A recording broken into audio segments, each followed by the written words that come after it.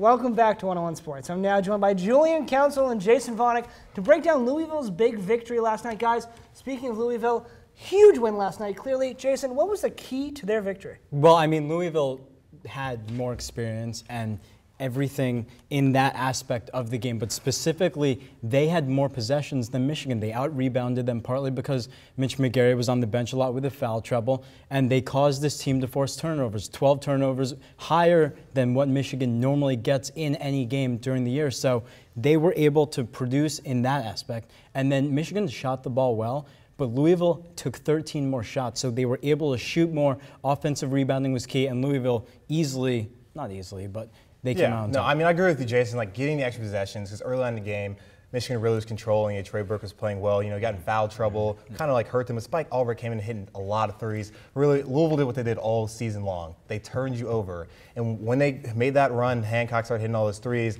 When Louisville makes baskets, they pressure you, and that's when you start turning the ball over. And Michigan just wasn't able to handle it. So, guys, clearly Louisville certainly had some good keys, good rebounding, good defense to why they won this game. But clearly, if there's a key to victory, there has to be a key to the loss. Why did Michigan lose? And it goes with turnovers with Michigan.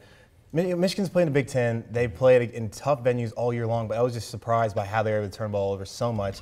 And they essentially just were not physical enough. You know, in college basketball today, you have to be physical or you're not going to be able to compete. You know, it's a high-scoring game. So, you know, they were able to score a lot of points, but they just weren't physical. That time when Shane Bohannon got the 3 rebounds to put in was absurd. Like, They needed some box out. It was unbelievable that they let him do that.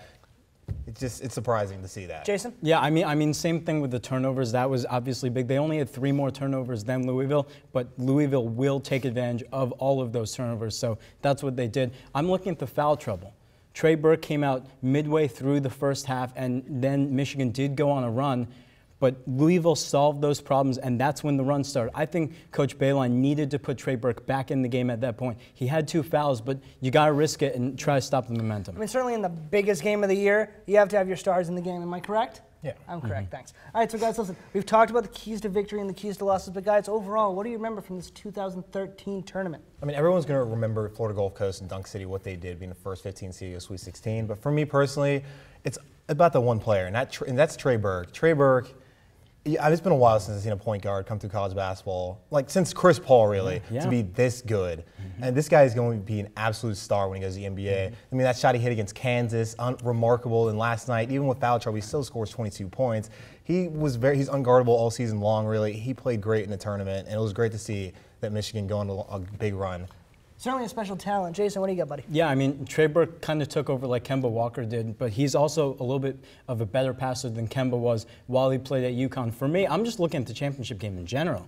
I mean, Michigan was very inconsistent throughout the year, but they Trey Burke carried their team getting to the finals. Louisville obviously winning 10 straight to close out the regular season, including the Big East Championship. So they had a lot of momentum. Both teams did. With Kevin Ware, obviously, that was big. And then not really a great tournament overall, but this was exciting. It was fun. There were big plays, and I think everyone enjoyed watching the game. It was certainly a great championship game. But guys, for me, it has to be my bracket, which completely fell apart like that, and I'm just going to cry now for a long time. I think everyone's did, unless you had Louisville, everyone's fell apart. Hey, maybe next year, boys. Maybe next year, right? Maybe. Well, that's all the time we have for this championship breakdown, but stay tuned, college basketball lovers, because coming up next, Joe will sit down with some more of our college basketball experts to look ahead to the 2014 season. You're watching 101 Sports.